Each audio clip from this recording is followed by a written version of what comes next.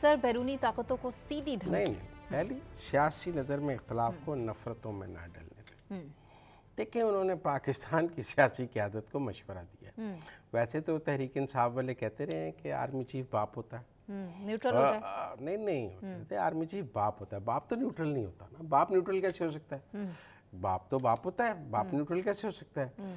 तो बाप को ही हदायत नसीहत करने का हक हासिल होता है ना।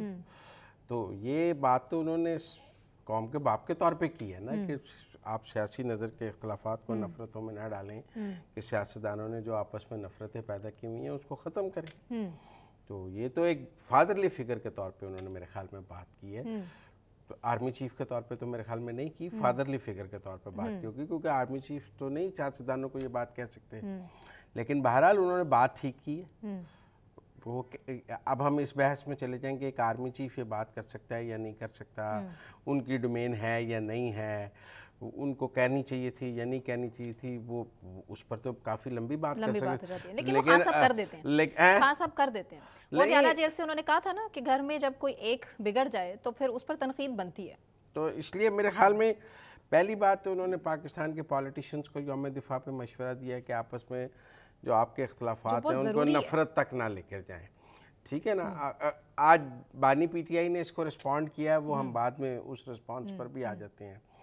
और वज़ीर आज़म ने भी यही बात की। आजकल वज़ीर आज़म और आर्मी चीफ जो है ना एक जैसी बातें कर रहे हैं और एक साथ काफी जगहों पर नजर आ रहे हैं। उन्होंने कहा गाली या गोली किसी मसले का हल। शहबाज शरीफ ने कहा गाली या गोली किसी मसले का हल नहीं, और आर्मी चीफ ने कहा खतरात पैदा करती है। आर्मी चीफ ने कहा इख्तलाफात को नफरत तक ना लेकर।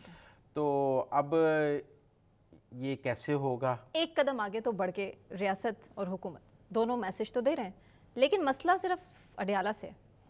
अच्छा, वो अडयाला वाले की भी बात कर लेते हैं।